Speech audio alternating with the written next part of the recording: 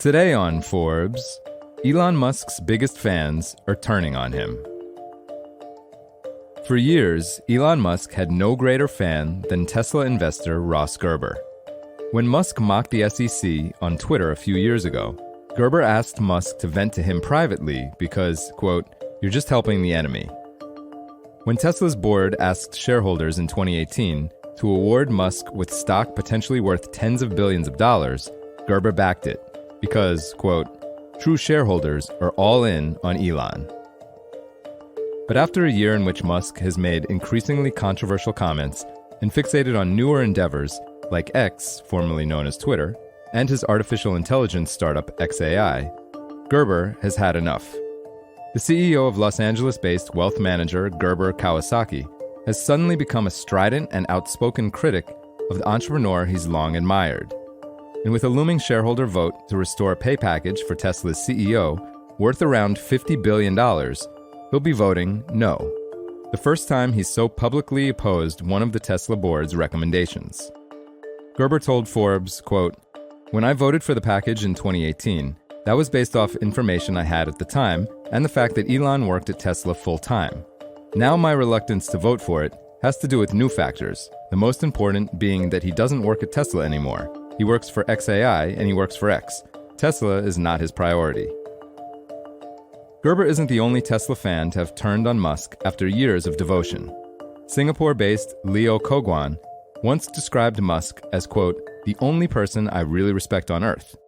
And he claims to be Tesla's biggest retail shareholder. Koguan also voted against the board's proposal to restore stock awards Musk was stripped of by a Delaware judge in January. Koguan told Forbes, quote, "I've discovered Tesla has one shareholder, a one-person board, and one tyrant CEO. The priority is he should work and do his job as CEO of Tesla." Musk has repeatedly pushed back on accusations he's not focused enough on Tesla, even as the number of other companies he's running has grown to include SpaceX, Boring Company, Neuralink, X, and XAI.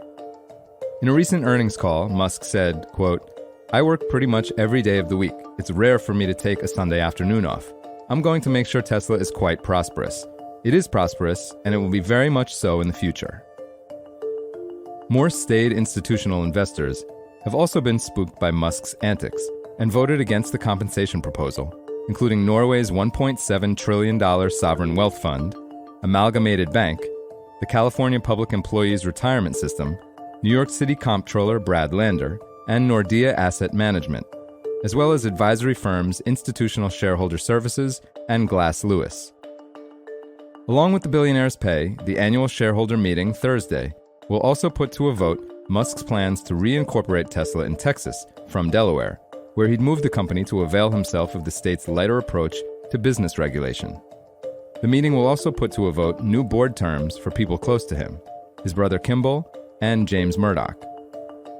Musk and bullish equity analysts like Wedbush's Dan Ives and Morgan Stanley's Adam Jonas expect the compensation vote to come out in his favor, based on shareholder surveys.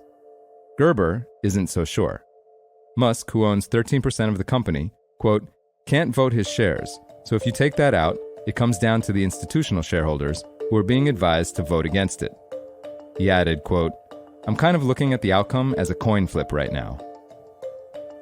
That the outcome isn't a foregone conclusion suggests something of a reckoning for Musk, who has fallen in public esteem from a widely praised serial entrepreneur and clean tech visionary to a pugnacious and erratic billionaire who seems unconcerned with offending current and potential Tesla customers, regulators, and even presidents, seemingly spending more time on X posting to his 187 million followers than strategizing with engineers on new models and features.